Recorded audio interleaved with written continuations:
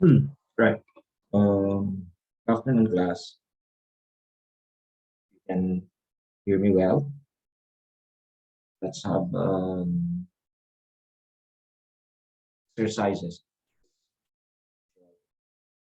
for our session today.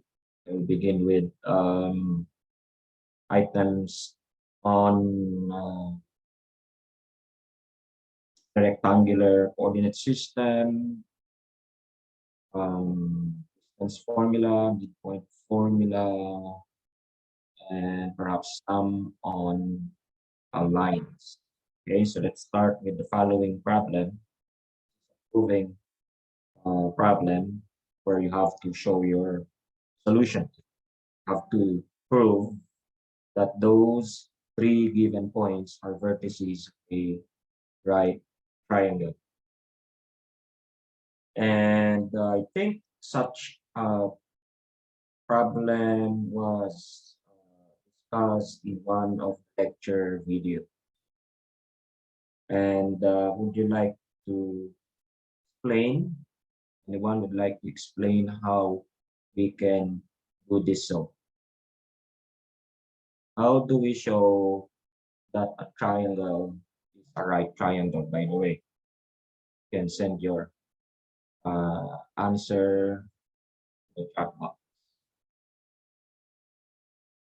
Here's this theorem which tells or gives us the relationship between the sides, right, of a right triangle. Call it the Pythagorean theorem. That if you have a right triangle, then the sum, the squares of the sides equals the square, the hypotenuse.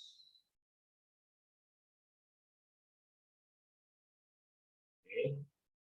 And it turns out that this is an equivalent statement, meaning this works both ways. So that if the sum of the squares of the side of a triangle equals the square of the longest side, then we can conclude that it is a right triangle. Okay? It's an if and only if statement. Now, not all statements are if and only if statements. There are statements that only work one way. That is, if A is true, then B is true. But if B is true, it doesn't necessarily mean that A is also true. Let me give a very obvious illustration, like if all dogs are animals, right? If it's a dog, then it's an animal. But if it's an animal, it's not automatically a dog. Okay? There are a lot of theorems in mathematics that work only one way, not both ways. Like what do you have? What can we use as an illustration here in math 21, particularly in our current module here. Let's see, we have the distance formula, right? The midpoint formula. We also have a lines, perpendicular lines that works. So, well, I can only think of an example for now in calculus, for example. Well, don't worry about the meaning of these concepts here, but in calculus, we have a theorem that if f is differentiable, meaning it has a derivative, then the function is continuous. So this is like A implies B, but it doesn't mean that B implies A, okay? Meaning a function that is continuous is not necessarily differentiable. Okay, not necessarily. It may be differentiable, okay, but there are functions that are continuous which do not have derivative. Okay, so the what I'm just trying to say here is that the Pythagorean theorem is one of those if and only if statement. Okay, so if it is a right triangle, then it obeys the following: the sum of the squares of the sides equals the square of the hypotenuse. And if that is also true, if the sum of the squares of the sides equals the square of the longest side, then we can conclude that that triangle is a right triangle. Okay? But to show, all we have to do is compute the sides of the triangle, and we are given the vertices of the triangle. So we first have to use the distance formula to compute the lengths of the sides. If we try to plot first the points on the Cartesian coordinate system,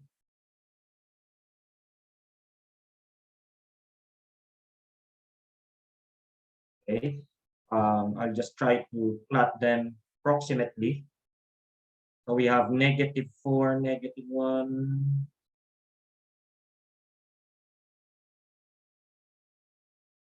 then 0, 7,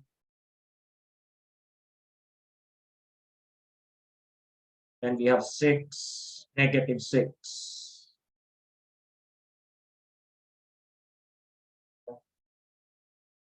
Of course, this may not be an accurate figure, and we cannot make any conclusions just by merely observing the figure and deduce that this one is the hypotenuse. No, not necessarily, because those points are not accurately located. Given my Cartesian system, my XY plane, not accurately drawn. The lines are not perfectly straight here, unless we have a graphing paper with us, a ruler. So first, let's compute all the sides, the lengths of all the sides. So we have A, okay, -4, -1, this is your A. B as your 0, 7. C as 6, -6. Let's compute AB first using the distance formula. And what does the distance formula say about the distance between 2 points?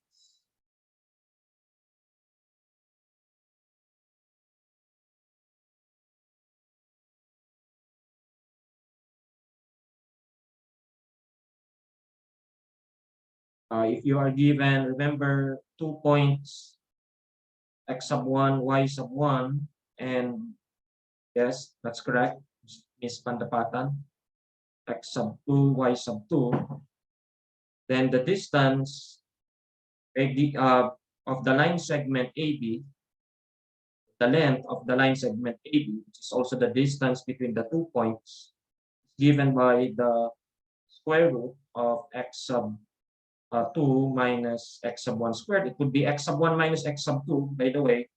Doesn't matter since you're squaring it anyway. Then plus y sub 2 minus y sub 1 squared.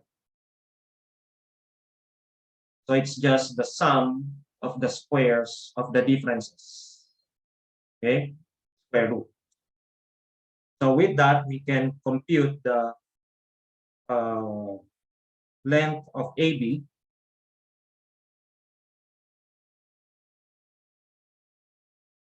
So AB is equal to, using the coordinates there, A and B, we have 7, 0 minus -4.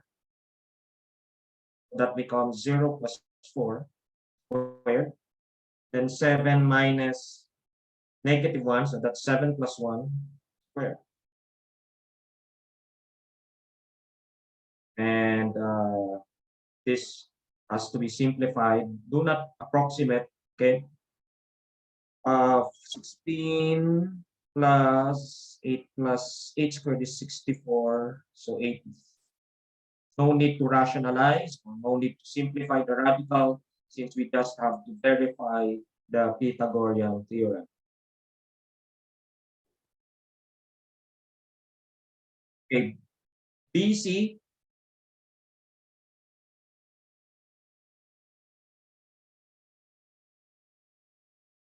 square root 6 minus 0 squared, then negative 6 minus 7 squared, that's just negative 13. And that's 36. And then 6 plus 7 is 13, which is squared is 169, 200, sorry, carry on, 105.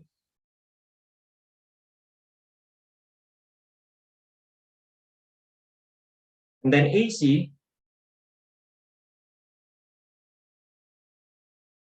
square root of 6 minus negative 4. So let me just write that as 10 squared. And then negative 6 minus negative 1, or negative 6 plus 1, right?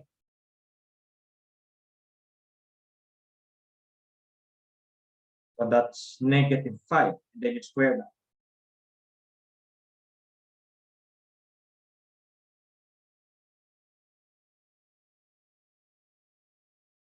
And you get 125.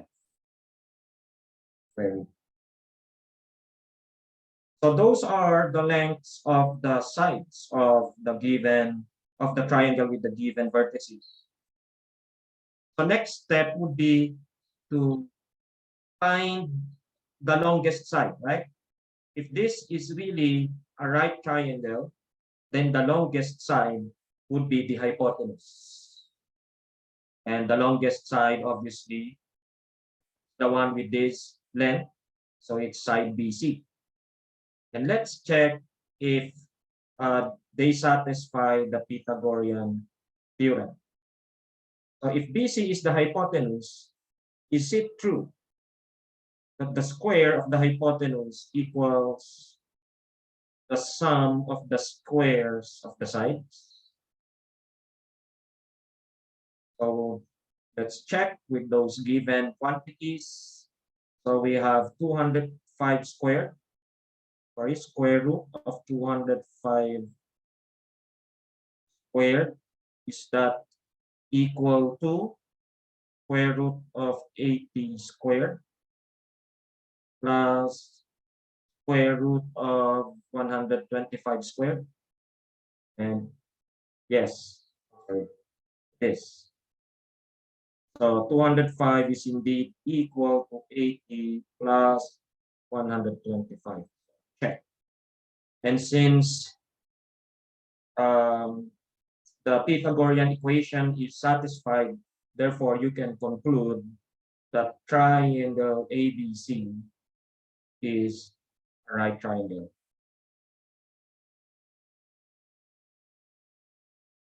Okay, and that constitutes the solution to the problem. You have to show, to get full credit, okay, you have to show all these computations plus this part, okay, and the conclusion to get full credit for a problem like this. Any question? Okay, next problem. Sige lang, send lang ng question sa chat box kahit na nakamove na tayo sa next problem. So, next, determine whether 14.7, 2.2, and -4, -1 are collinear. What do you mean by collinear? When are 3 points, or what do you mean by 3 points being collinear? Not necessarily symmetric? Yes, good. From the word itself, linear, and then co, so have they belong to the same line. It's like a co-worker, work at the same company. So collinear, you belong to the same um, line, like a co-student or a co-teacher in school. Collinear to the same line. So it means these 3 points actually, if joined together using line segments, will form just one straight line. Okay? Halimbawa, ito, hindi to collinear dahil if you try to connect using segments, you won't get a straight line. But if you join them and get a straight line, okay, or a straight line segment, then we say that the 3 points are collinear, or 4 points or more. Okay? Now, if one such point does not belong to the same line as the others, we just say these 5 points are no longer collinear. These 4 points are collinear, but we do not say that those 5 points are collinear because 1 point seems to be off. So how do we show or determine, okay, that the points are collinear? Certain number of points are collinear. Anyone? First, let's start with the distance formula before we use S. You can use the concept of slope quickly to determine collinearity. But there's a theorem, okay, which we call the triangle inequality.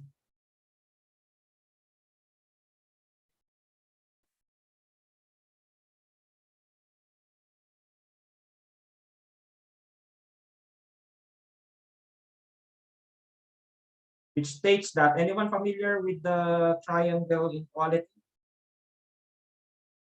If you have 3 given points on a plane, then it's always true that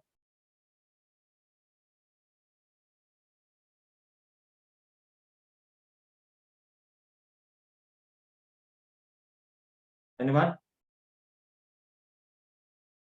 The sum of any 2 sides, right, of a triangle is always greater than, yes, or equal, correct, to the third side. So the sum of any 2 sides of a triangle is always greater than equal. Actually, if it's a triangle, it's greater than. But if it's not a triangle, but straight line, it's actually equal. So to generalize, we put greater than or equal to. Okay. So it's the 3 points. Okay, if collinear, will satisfy A plus B equals C.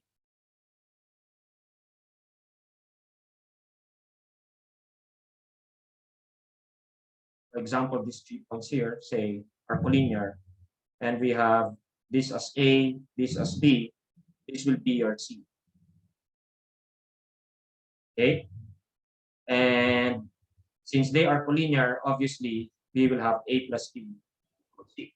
Now, if they are not collinear, so that ABC is a triangle, then we should have greater than C. So, stated simply, the sum of the sides, okay, of a triangle, of any 2 sides of a triangle, is always greater than the third side.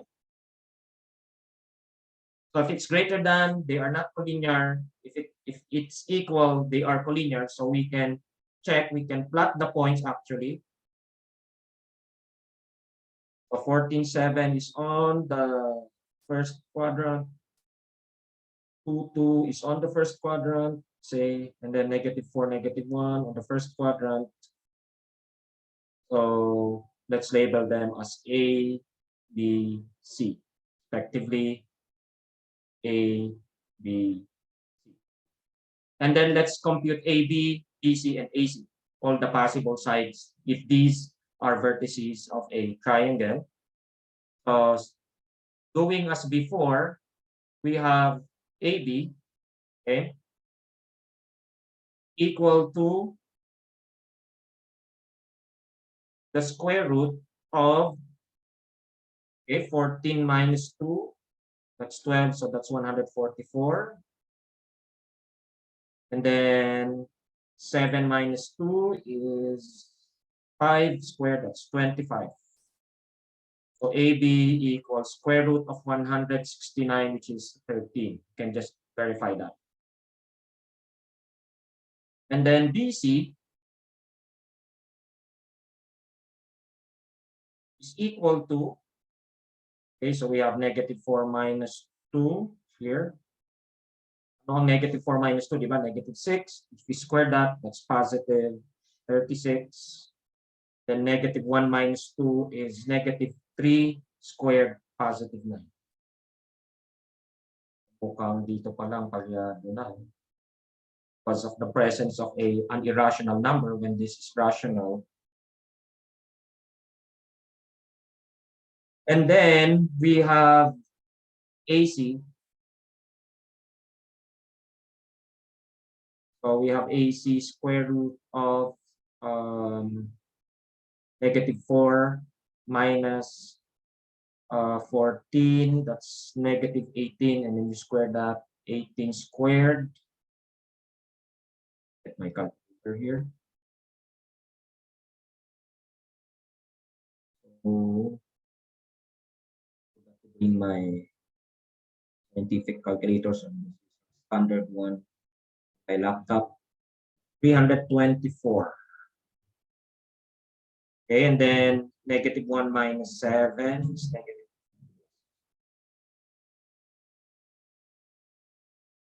$324 plus 64 is 388, so square root. Now, since these are irrational numbers, we will use approximation to see. Let's add AB and BC. We know that that will be greater than or equal to the third side. If they are equal, they are collinear. If they are not equal, if it's greater than, ano na yan, non-collinear na. So 13. And then compute square root of 45. Here. Okay. Square root of 45 is, oops, ano yata, una muna yung number dito. 45, then square root. Ayan. To 2 decimal places, 6.71. That should be greater than or equal to AC, the square root of 388. 388 square root is 19.697 kasi siya, so 19. Dito no, para kita na 98. So almost equal but not quite, diba? Only 70 to pag ni-round off, no? It's strictly greater than, so your conclusion is not collinear. Of course, this is the long way to show or determine whether 3 given points are collinear. And as suggested by one of you or some of you, it's you can just verify or determine by getting the slopes.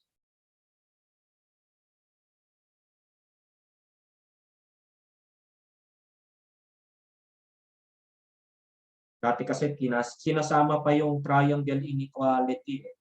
Pero ito, binigay ko lang for purposes of illustration. But you can use any method you want to solve the problem. Okay? Kung ang method mo naman ay tama, di ba? I'll give you the same credit. So, computein natin yung slopes. Balik tayo, A, B, C yan. So if 3 points are collinear, obviously, they belong to the same line. So if we use any two given points and compute the slope of the line, we should get the same result. If we do not get the same result, then that means they do not have equal slopes. And if they do not have equal slopes, diba, then that means that three given points are not collinear. Nagiging collinear lang kapag equal yung slope. Okay? So, let's compute the slope of the line segment AB. And what's the slope formula again? You studied the material or you already know this from high school, diba? Ano ang formula for slope? What's the definition of slope? Change in y, diba? Over change in x.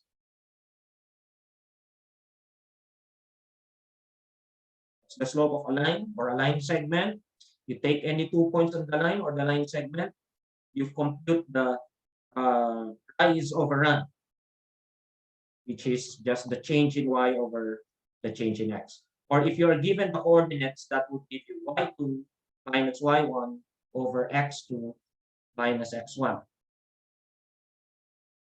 So using that formula, we have for the slope of, let's just use parentheses to indicate slope of the line segment there, AB. The slope of the line segment AB is 7 minus 2. You can do it in this direction, but be sure to also do it in that direction. So we have change in y, 7 minus 2 over change in x, 14 minus 2 of 5 over 12.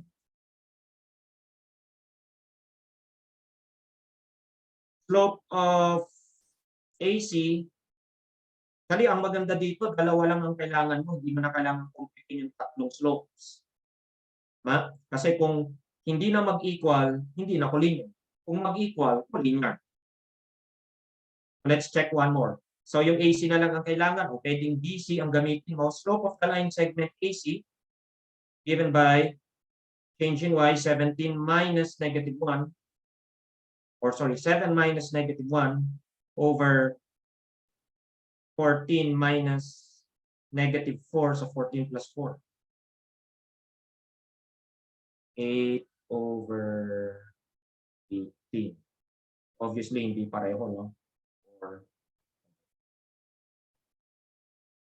And if this were an item which requires a solution, you have to show those values and then state your conclusion that since the slope of AB is not the same as the slope of BC or AC,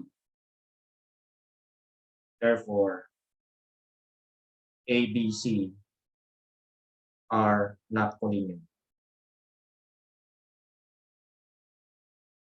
There you are. So any question about this problem?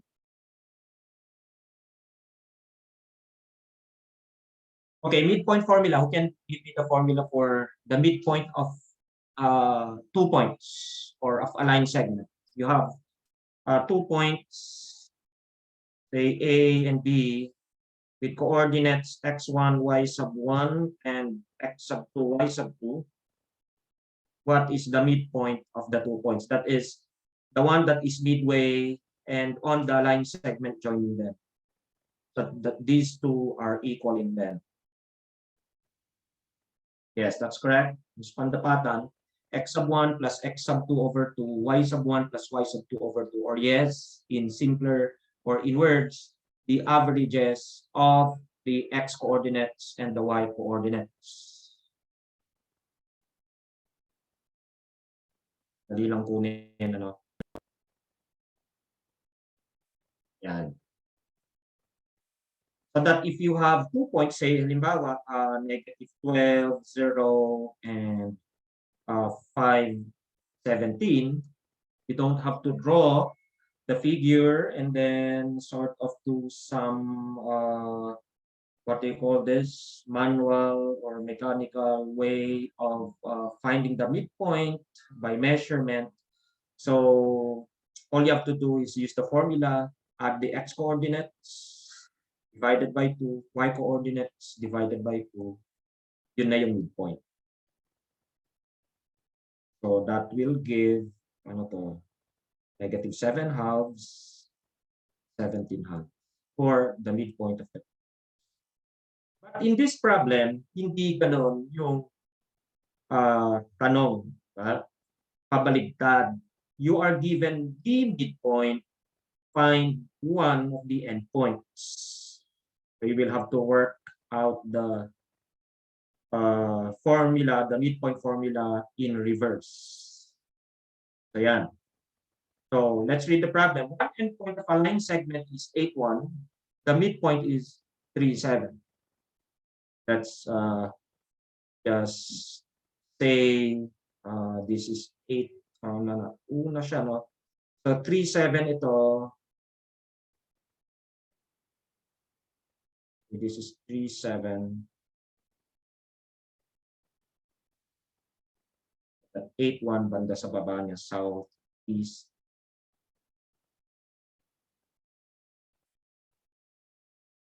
Let's label them as, okay, since this is already the midpoint, let's label it as M, then ito sa endpoints in A, so that the other endpoint is south, northwest of M with an equal distance.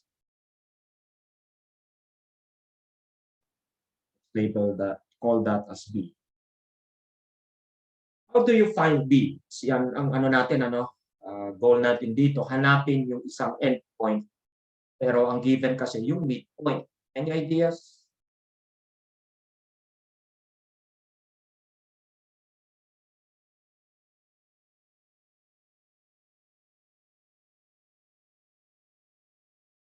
Anyone? Slope, pwede yun, yes. Actually, mas madali yun. How do you use it nga lang, no? Paano gagamitin yung slope, Ms. Chua, unless you already have a clear method approach. Pero may idea ka dyan sa slope. Pero hindi lang basta-basta magsuslope ka dyan. Slope of A and M equals slope of M and B. Yes. But you will get you have two variables. Hindi unique yung makukuha mong sagot dahil hindi lang ito basta equal yung slope. Equidistant pa.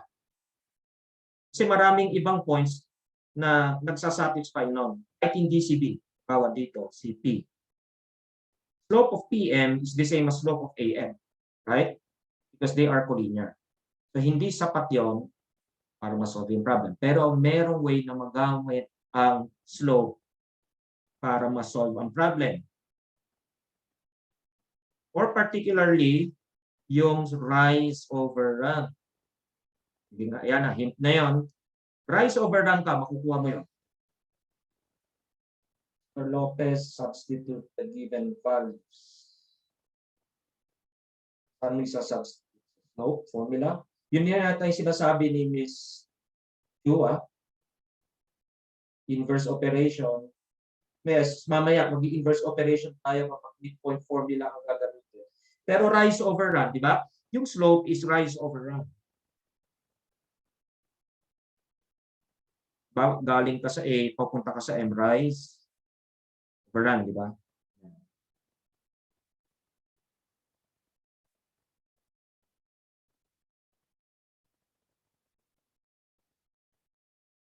Get the slope, you count the number of units you go in the vertical direction, the y direction, and then the number of units you go in the horizontal or the x direction. Ganyan yan. Ano ang rise dyan? Rise. How do you get the number of units you go up? You just look at the y coordinates, di ba? Ano yung y coordinate ng isa? 1. Ano yung y coordinate ng sa 7. So mula 1, tumalon siya sa 7. Yes, 7 minus 1, positive. Because from A, you have to go north, di ba? In the positive y direction. How many units in the horizontal direction?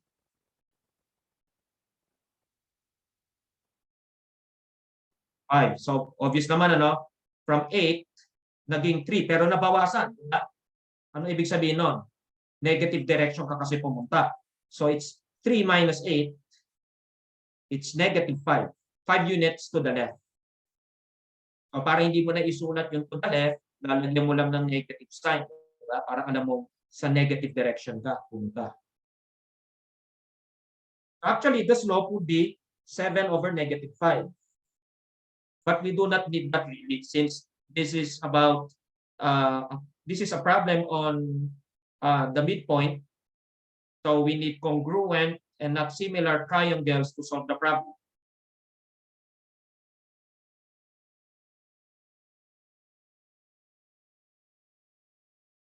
So that means since this is the midpoint, then the number of units it takes to go from M to B is the same, right?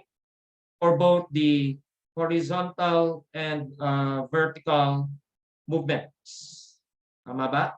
Kailangan mo rin umakyat ng 7 units pataas, positive 7, at kumaliwa ng 5 units. Kasi nga midpoint yan. So that the triangles there are congruent. So that means all I have to do, ito na yung 3, 7, add lang ako ng 7, yung x direction, ba?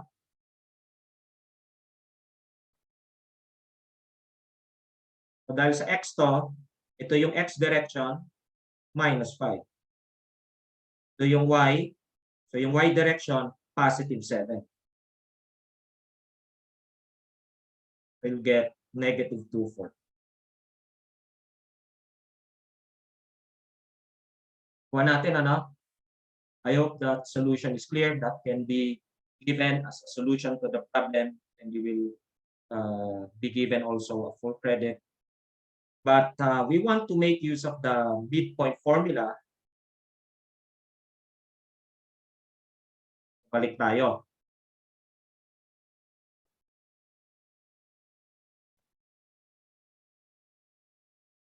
Paano natin gagamitin yung midpoint formula in reverse dito? Anyone? In reverse. Ayan, meron ng binigay na equation agad si Mr. Avalos. Tama yan. Multiply by 2 yan. Nire-reverse naman ni ano, no?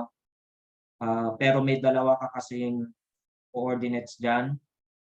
So you have to be more specific. Yan. But let's do this in a more formal way, which makes use of algebraic equations or algebra. So since we do not know the coordinates of the other point, let's denote them by unknowns or variables, say x and y. And we will use the midpoint formula in reverse. Remember, ina-average natin yung coordinates ng endpoints para makuha yung coordinates ng midpoint. Except that ito unknowns. Unknown sila, no? So if we try to set up an equation relating those three, so that means since M is the midpoint, if we average the x coordinates, you should get the x coordinate of the midpoint. So average natin yung x coordinates, x plus 8 over 2. That should be equal to the x coordinate of the given midpoint, which gives us an equation in x alone. Thus, we will be able to solve for x. Similarly, ganun din, ano, if we average the y coordinates, we should get the y coordinate of the midpoint. So y plus 1 over 2 equals 7. And if we solve, so multiplying by 2, yun yung sinasabi ni Mr. Sino ba yung kanina? Mr. Lopez. Now multiply by 2.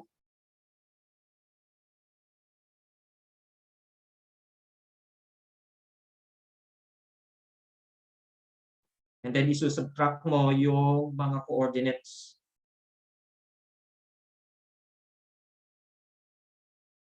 Ang A. So x equals -2, y equals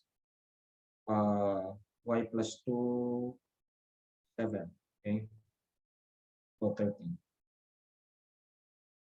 Tama ba yung nakuha natin kanina? Same? Sorry. 6 pala tayo, no?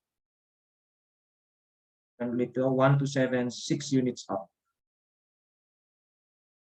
So 7 plus 6, 13 nga. Hindi ako kanina, no? 13 ang y natin.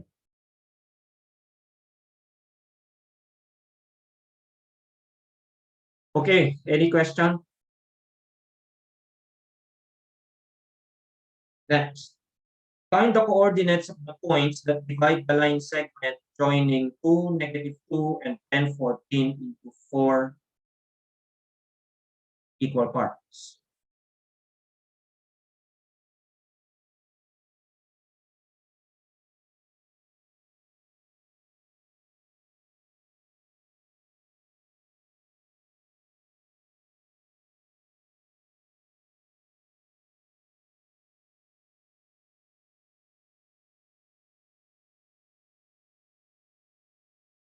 O, hahatiin natin yan sa 4 na magkakapantay-pantay. Now you are going to give the coordinates of those points that divide the segment into 4 equal parts. Any suggestions how we get those coordinates? Let's label them first as A1, A2, pwedeng ABC, YZ kung gusto mo capitals. Yes. Miss Pandapatan, hanapin yung midpoint, tapos hanapin ulit yung midpoint. Okay. So, that's the suggestion there. That's correct. So, you have to use the midpoint formula several times. So, the first one you will be able to find is A sub 2, because A sub 2 is the midpoint of, let's label these points as P and Q. So A sub 2 is the midpoint of PQ, di ba?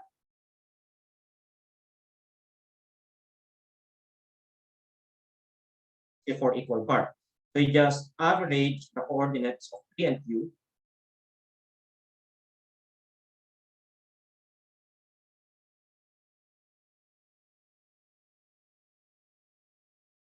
We get A sub 2 already.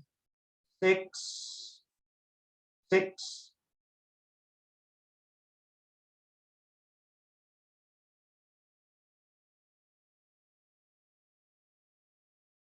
Then you do it again. So for A sub 1, it's the midpoint of P A sub 2.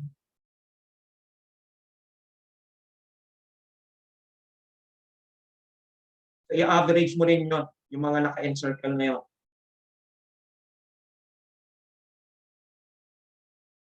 So 2 plus 6 over 2, -2 plus 6 over 2.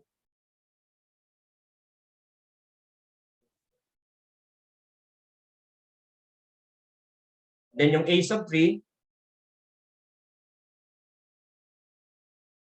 average naman ng mga yan.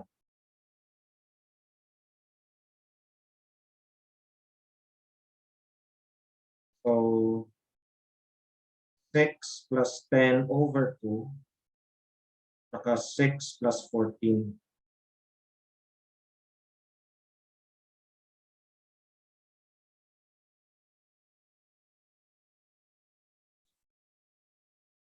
Okay?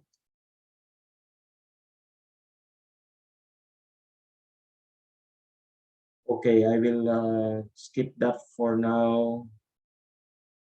So I think nandun yan sa exercises binigay ko. Okay, so the next item here is about equations of line. Ano yung doon sa module, mga different types or forms of an equation of a line? Anyone? I believe may dalawa tayong main na binigay doon. Ito lang naman yung lagi natin gagamitin. What are the two forms of an equation of a line? Familiar yung isa dyan sa high school. Actually, dapat parehong familiar. Point slope form, okay, good. And slope intercept forms, distro. So, point slope form, kaya tinawag na point slope kasi yung equation niya, yung form niya, makakuha mo agad yung point slope. Yung, may point ka na makikita at slope. No? So, y minus y1 equals mx minus x1. Yung point dyan, yung x1, y1, yung slope dyan, yung m. Kaya tinawag siyang point slope form. And then the other is the slope intercept form.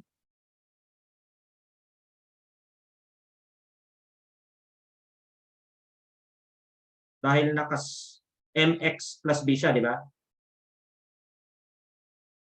Yung m, yung slope, yung b, yung y-intercept.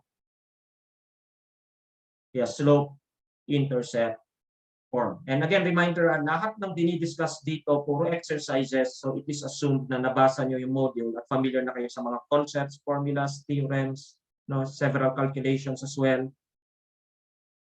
Pero kahit pa paano in-introduce o nire-recall natin o nire-recap natin yung mga concepts, mga formulas, mga theorems. So this item requires us to find the equation of the line passing through the two given points there, 5, 1 and negative 1, 6. How do we start? Since we are looking for the equation of a line, we need two things. Usually we write our final answer in slope intercept form, y equals mx plus b. So if you want to get the equation, you just need the slope and you just need to get the y-intercept. Or using the point slope form, you just need the slope and you just need a point. You need the slope, you need the point. Now, we have two given points, so walang problema dun sa x1, y1. Either of the two can be used as the point in the point slope form, the x1, y1. So we just need to find the m, diba? And obviously, makukuha natin si m dahil given naman 2 points din. So remember, the slope formula is change in y over change in x. So 6 minus 1 over negative 1 minus 5. So you'll get 5 over negative 6. Negative 5 over 6. Yan yung slope ng line na dumadaan doon sa dalawang points. So one part done.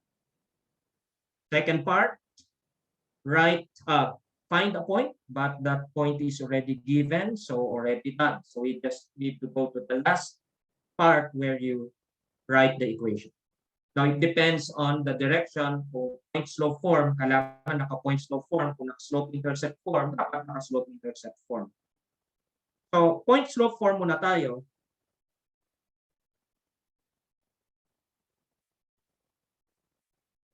So, either can be used. So, pwedeng 5-1.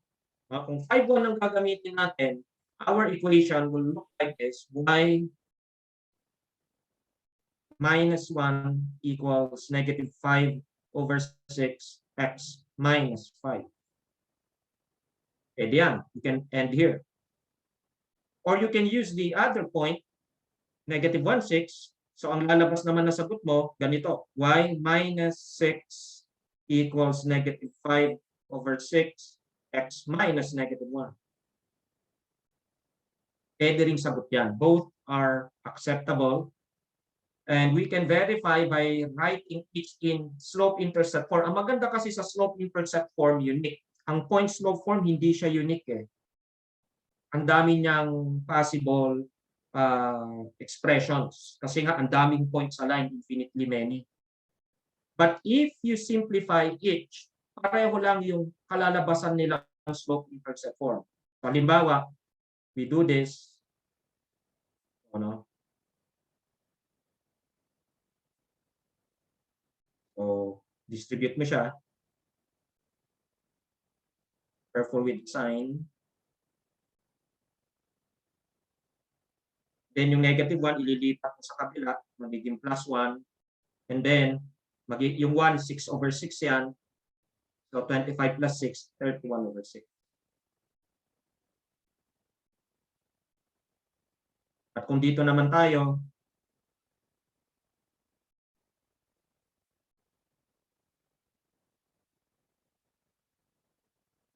then plus 6, then 6 is 36/6. So 31/6 din. In other words, yun na, no? Pareho lang naman ang kalalabasan kahit ano sa dalawa ang piliin mo. Pero kung ang direction nga, point slope form, kahit ano dito sa dalawa. Pero kung point slope form, syempre, isa lang yung unique yung sagot. So ito yung ibibigay mo. Yes, kahit anong gamitin sa dalawa. Kung may isa pa doon, pwede yan.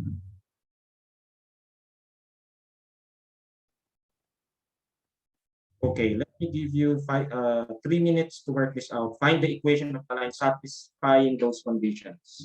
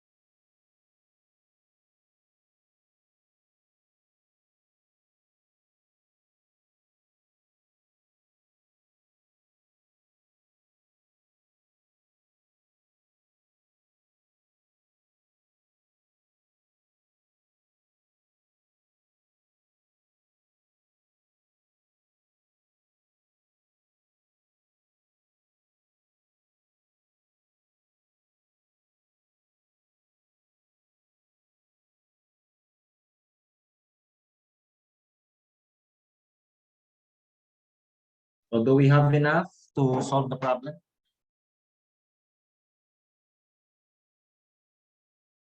Sufficient ba yung given para masagot problem?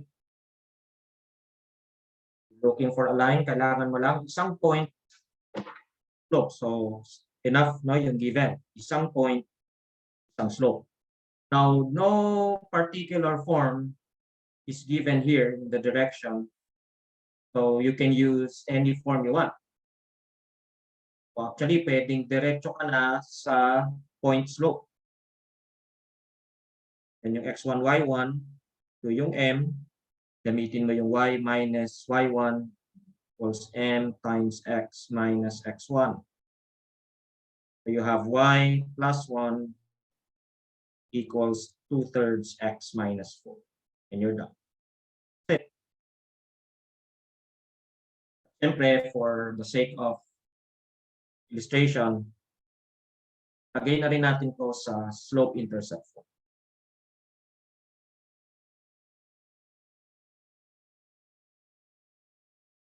Okay? Then you will have to transpose. Then you will have to simplify negative 8/3 minus 1, so negative 11/3.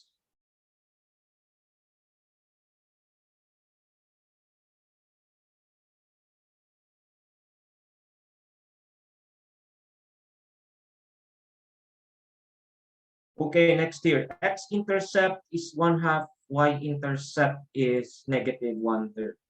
1/3. Okay, so how do we do this?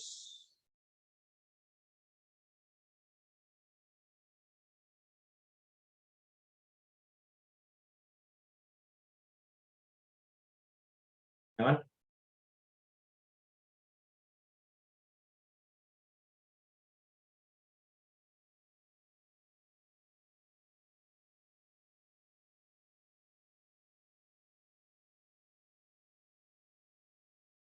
On here. Print pa ba kayo? Nire-require na nga mag-ano ha. So, consensus. Di sana attend pa rin tayo ng sync sessions.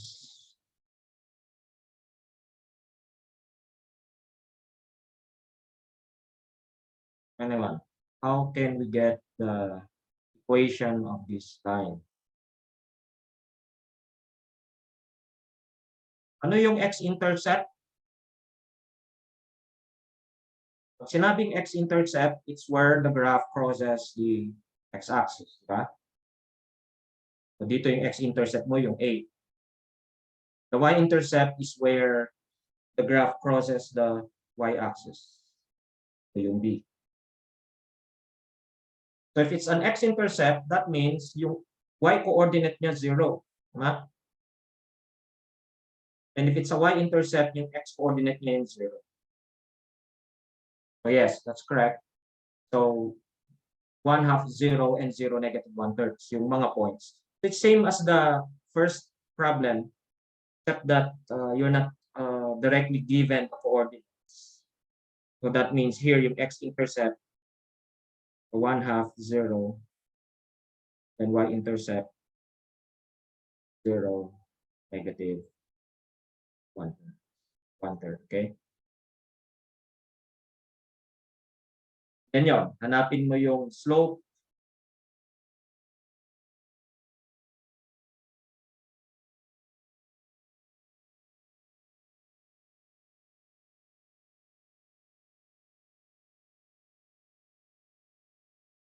Two-thirds.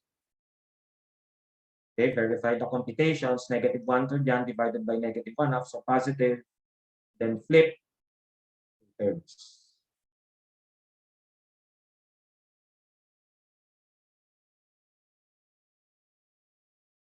And then you can use either point, but since yung y equals mx plus b natin, yung b doon, yung y-intercept, diba? Gagamitin na natin directly si negative 1/3.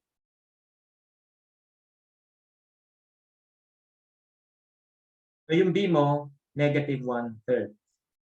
And y equals mx plus b, so direct ka na, y equals 2/3 x minus 1/3.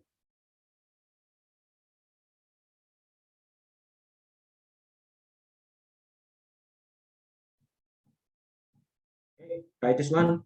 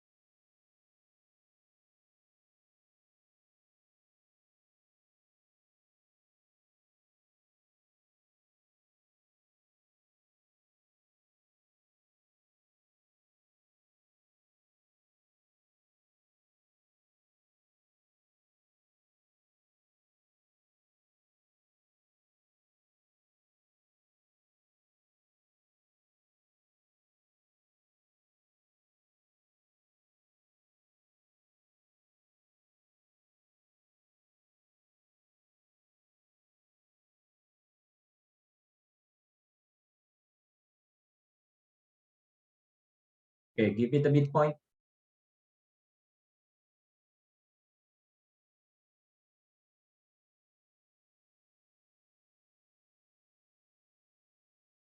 Okay, correct.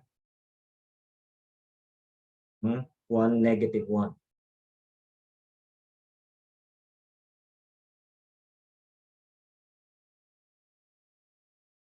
-1 plus 3 over 2 plus -4. That's 2 over 2, 1 negative. Yan, mali. Mali na rin yung final answer, no? Midpoint, 1 negative. Now, we are told that it's parallel to the y-axis.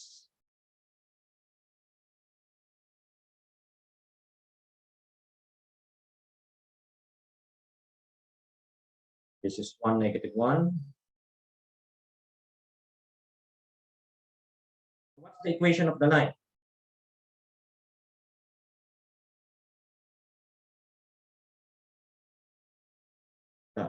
Parallel to the y-axis.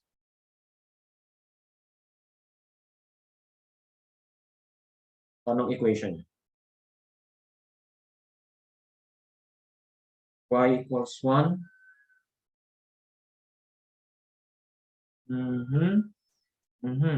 Almost.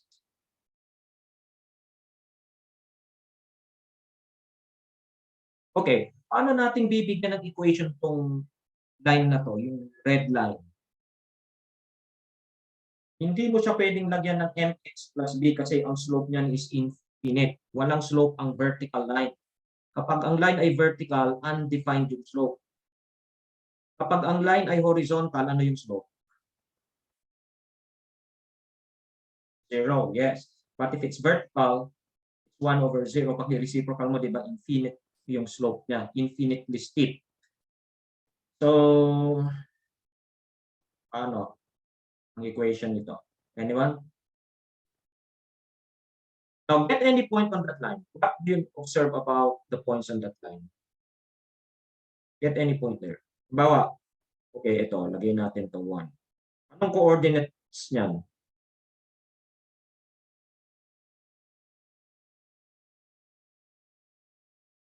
What are the coordinates of that point there? 1, 1, right? About this. 1, 1. Correct, Mr. Besa. 1, yes. Or below. About this point.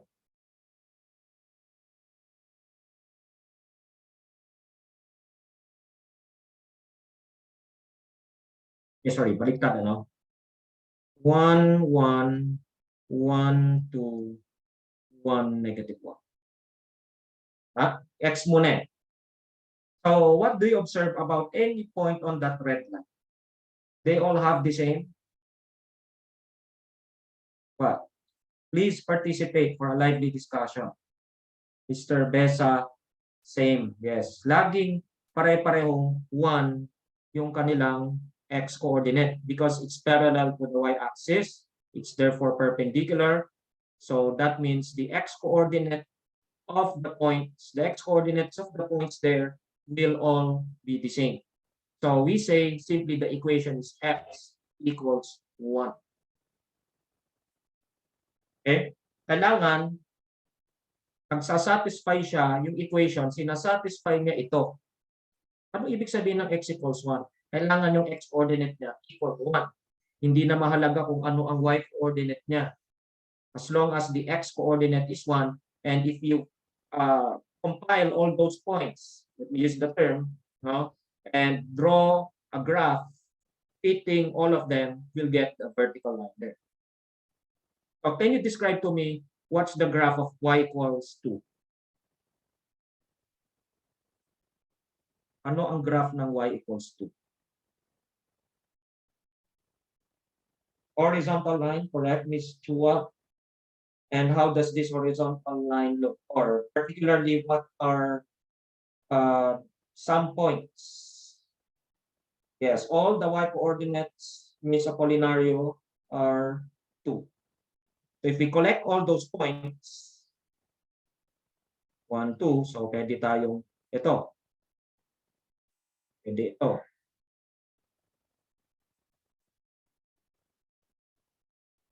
Right? Negative 3.142 to 3.142, square root of 52, 1 million and then 2, negative 10 billion and 2. As long as the y coordinate is 2, that point belongs to this line.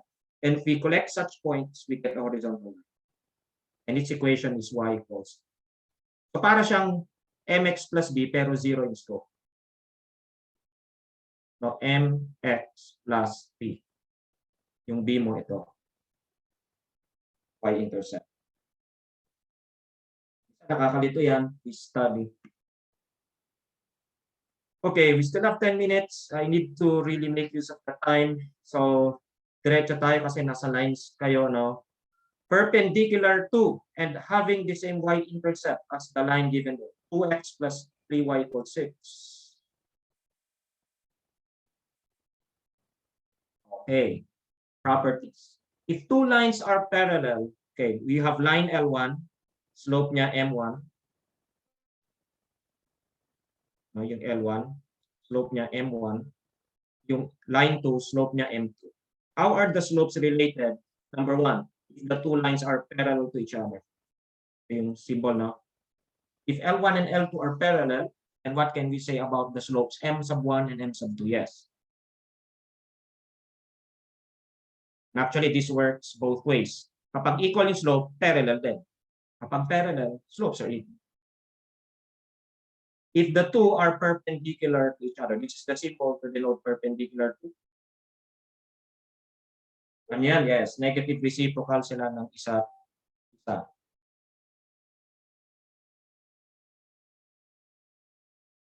M1 equals the negative reciprocal of M2, and also M2 is the negative reciprocal of M1.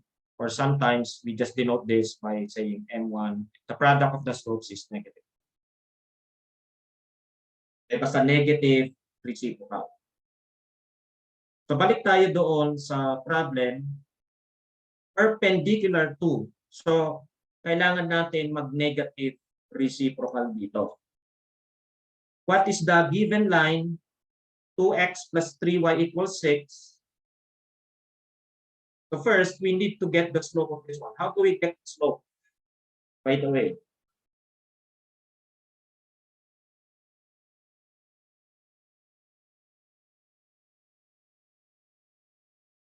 kailangan natin mag-guess. Transpose para i-solve yung y. Diba? Write it in the form y equals mx plus b, because if we do so, we can get the slope as m.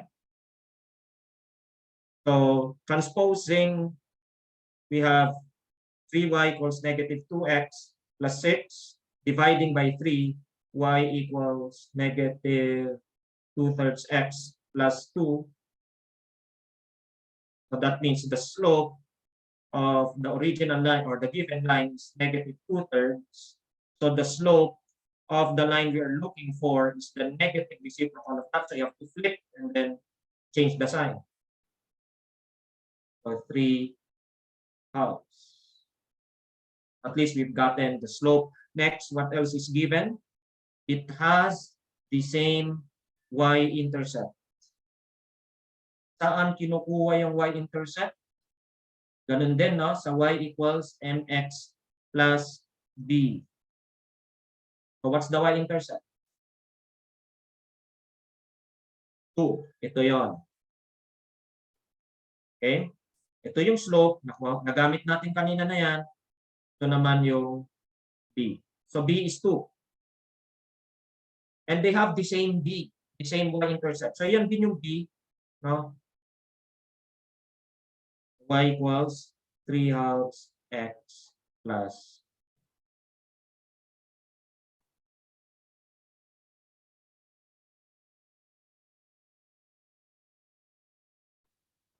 Okay. Just one last exercise. Try this one out for about 3 minutes.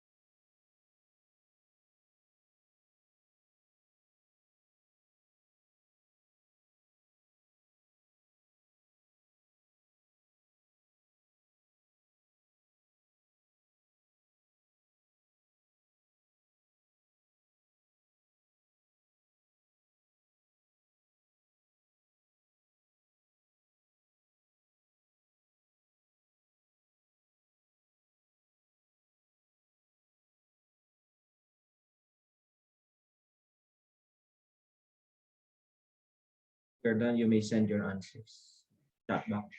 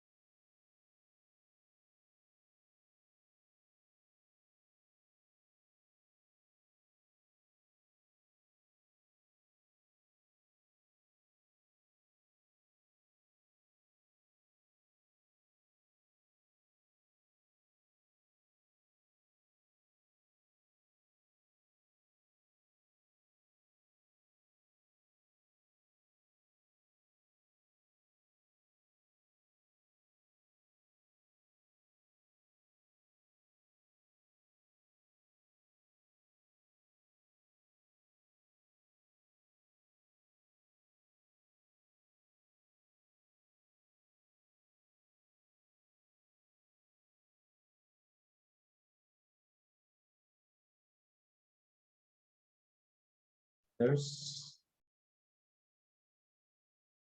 Rebesa answered already. Tapos the others, may sagot, okay, post lang, hindi naman kailangan tama. Hindi naman mamamainusan. Equation slope pa lang yung binigay mo, pandapatan.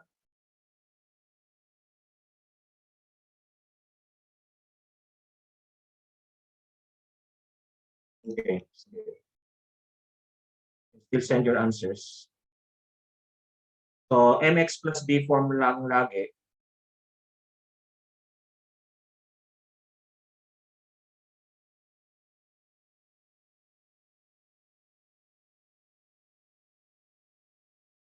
Hindi na natin kakailanganin yung b Hindi kailangan to.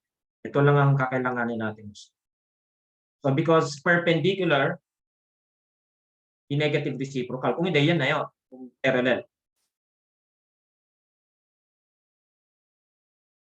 Flip and then change the sign. And it passes through the point 3, -2. Ayan yung x1, y1 mo.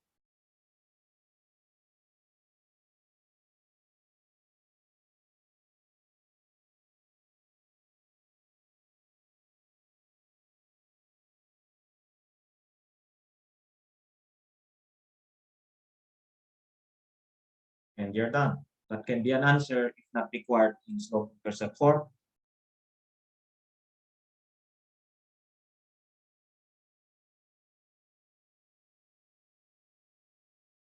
So answer -25/2.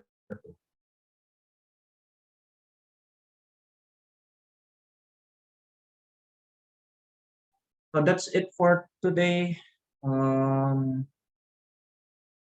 Sige, pwede pa naman ako mag-entertain ng questions for 5 minutes kung may tanong. The rest may go. Wait, sir, paano yun po nakuha yung -25/2? Sorry po. Alright. Got in-transpose. Fractions lang naman. Di ba yung 2/1? 2 divided by 2 times 21, diba?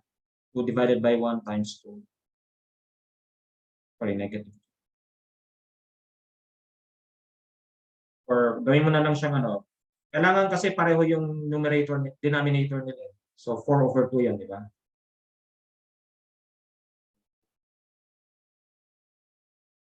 Then -21 minus 4.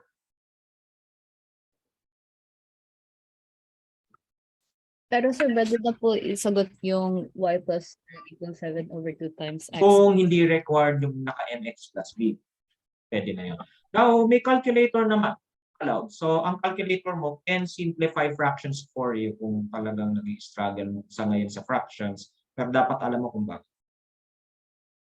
Parang yan, yung 3/2 plus 1/3, di ba? Nag-LCD ka, 6 divided by 2 times 3, 9.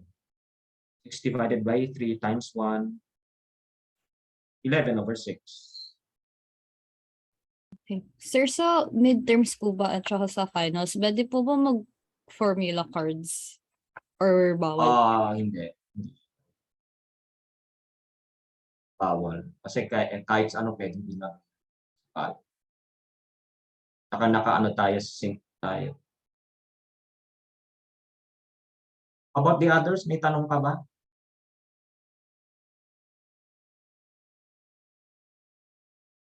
Sir, bukas po ba yung exercises po bukas? Yun po ba yung sa circles po, sir? Yes, may circles pa tayo, may systems pa tayo. Hindi nakasama yung parabolas at ellipses.